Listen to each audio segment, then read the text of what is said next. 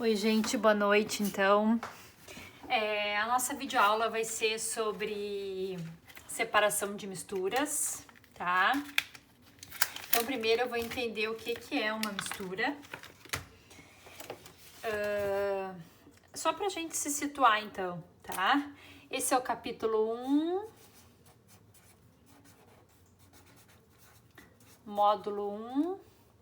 Começa na página 35, tá? Gente, o que eu tenho então na separação de misturas? Vamos pensar então o que é uma mistura. Uma mistura, ela pode ser homogênea e ela pode ser heterogênea, certo?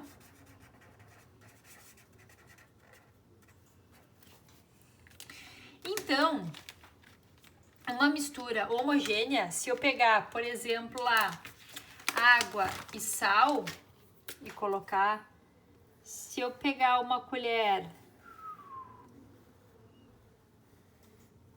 tá? E colocando sal dentro desse recipiente aqui, o que ele vai fazer? Ele vai se dissolver. Se eu pegar uma água onde tenha uma colher de sal ali dissolvida e um copo com água pura, eu não vou conseguir só olhando, saber qual que é água com sal e qual que é água sem sal. Por quê?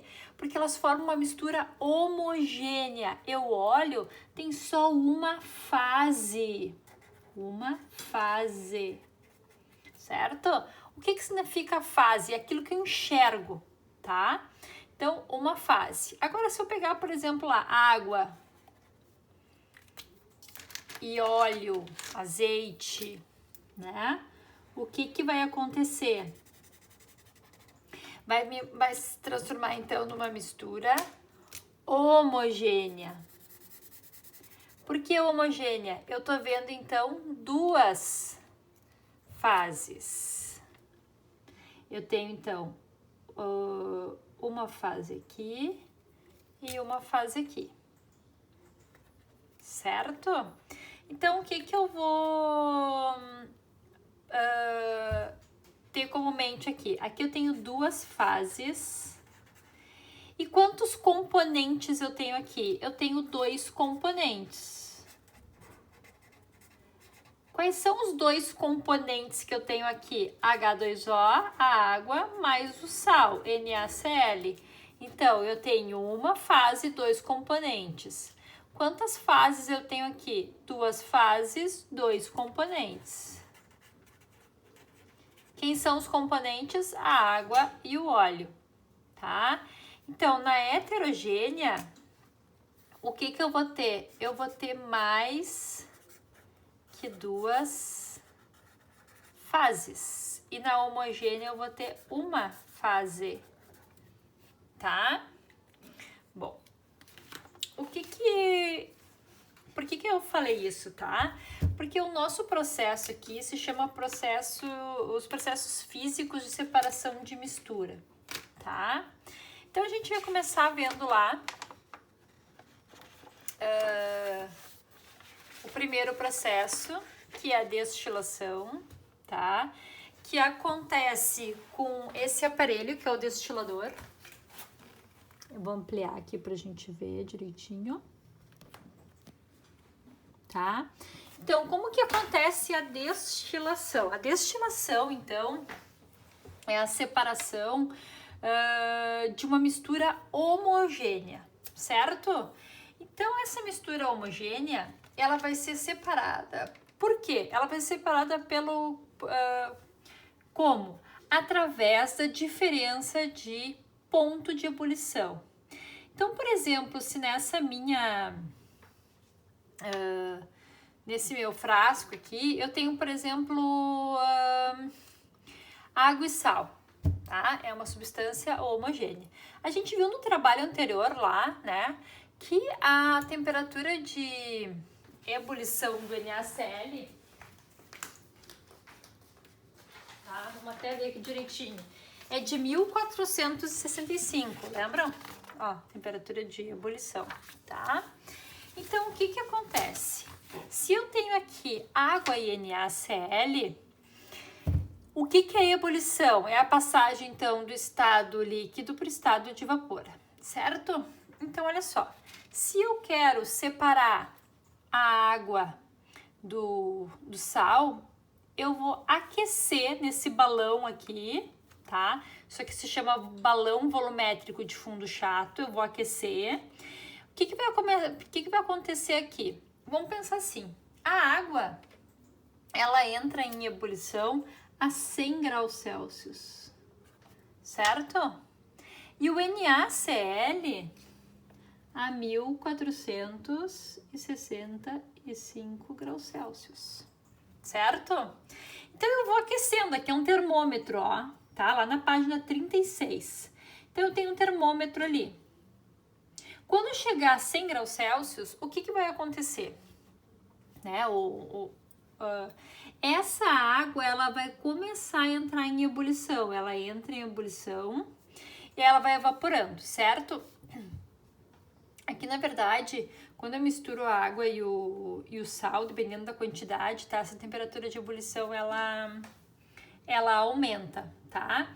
Mas ela nunca vai chegar nem perto desse 1400 e pouco, que ela vai ficar em 100 e alguma coisa, tá?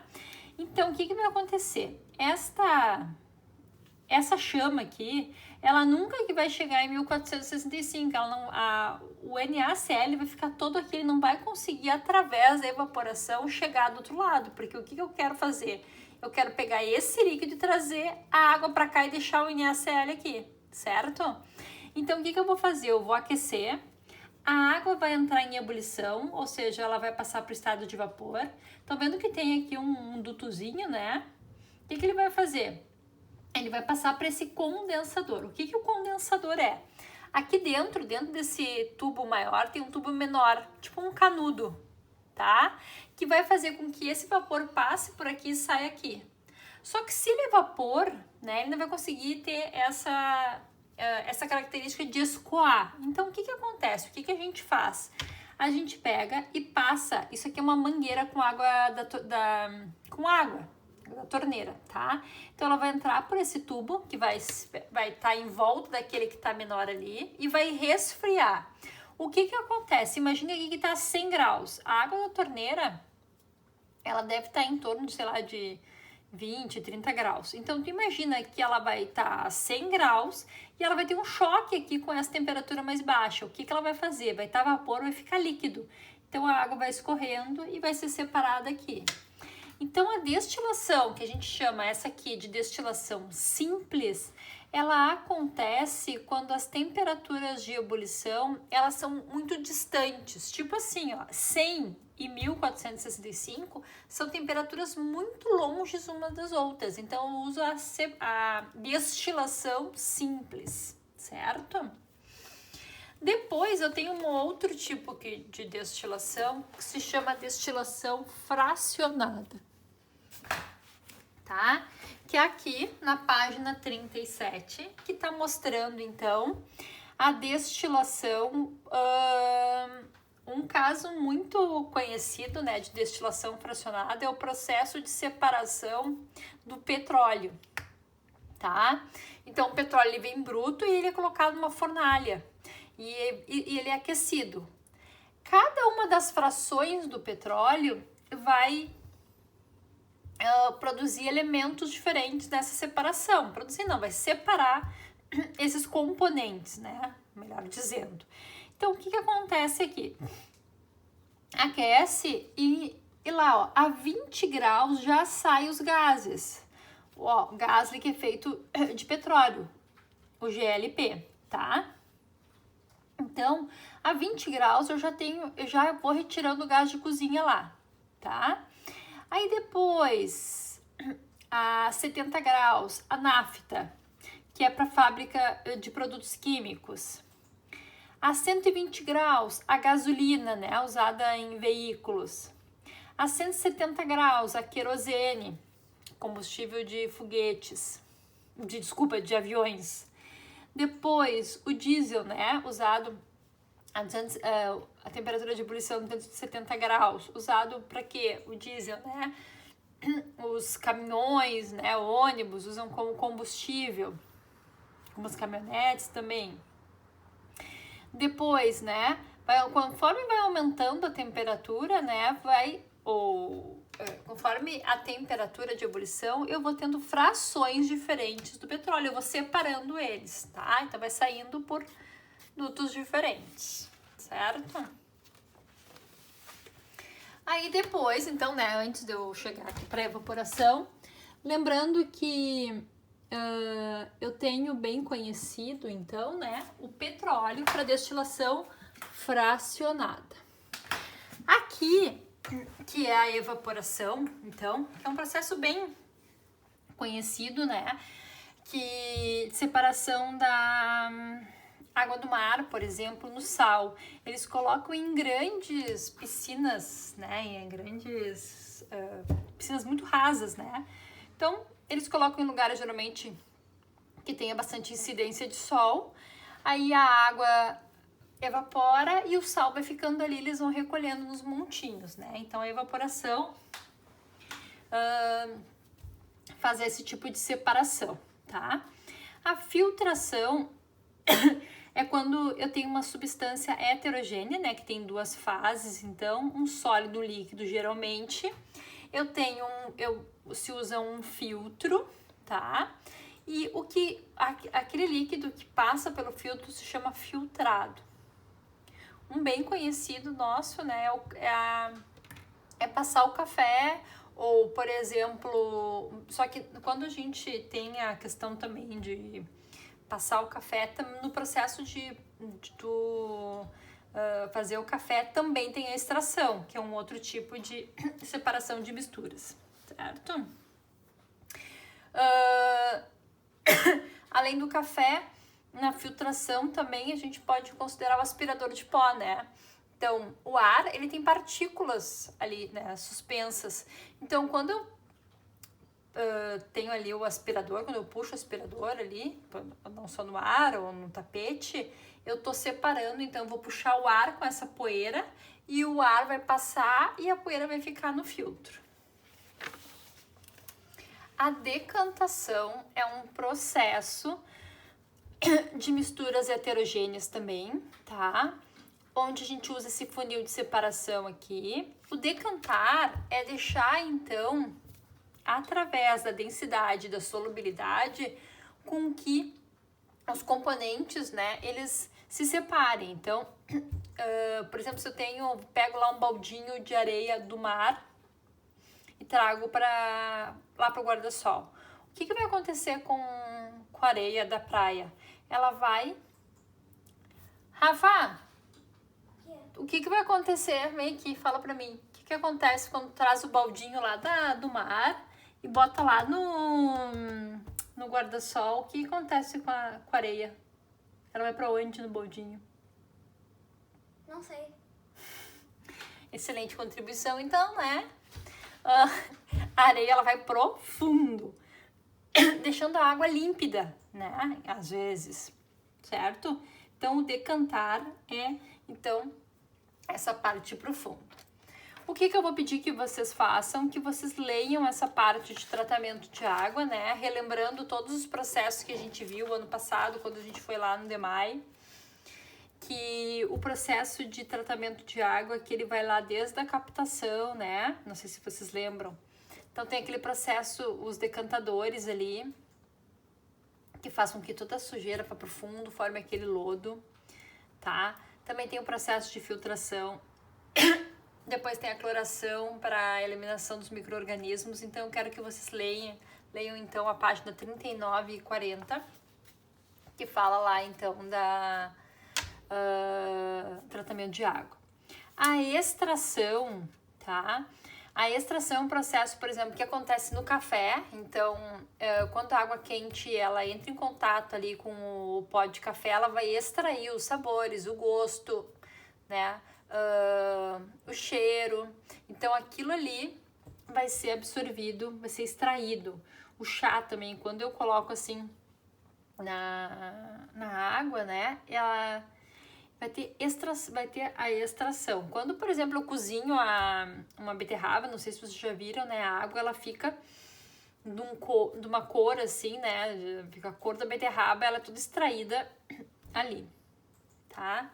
A levigação é um processo que acontece, por exemplo, no garimpo. O que a levigação faz? Faz com que os compostos mais densos vão para o fundo e os mais leves fiquem em cima, tá?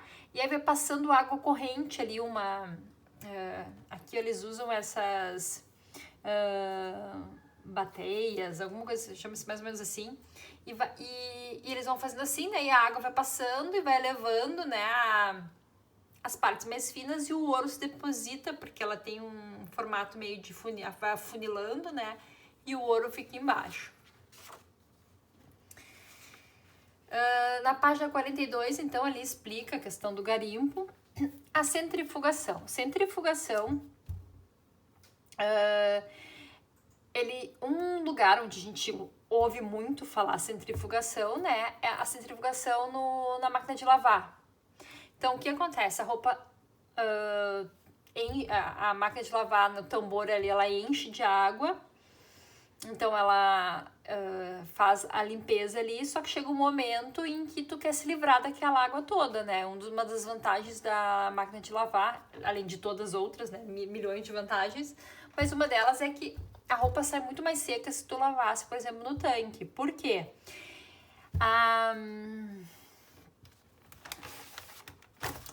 Eu tenho, então, aqui o tambor, né? Que alguns tem aquele que fica girando aqui. O que acontece? Ela vai começar a girar em alta velocidade, certo? E aqui, não sei se vocês viram, tem um monte de furinhos. Assim, uma parede cheia de furinhos. O que vai acontecer? No movimento de centrífuga, o que acontece? Ele é circular, certo? E vai fazer com que, se não tenha nada impedindo, né? Então, a água, o que ela vai fazer? A água vai passar por esses furinhos. Então, no girar, ela vai para as pontas, assim, né? Então, assim que acontece, aqui é um processo de centrifugação. Outro processo de centrifugação que a gente conhece, que a gente lida, não sei se vocês conhecem, tem em casa aquele secador de salada, né? Então, eu coloco a salada ali, giro, e aquela peneira que tem ali vai proteger, então, o alface, por exemplo, e a água vai ir para os lados, depois para o fundo, e eu retiro aquela água, tá? Tá se falando muito agora, né, aí da questão do uso do plasma, né, para o tratamento do coronavírus, né? Então, uma das metodologias deles separarem o plasma do sangue é através da centrifugação. O plasma fica em cima e o sólido fica embaixo, tá?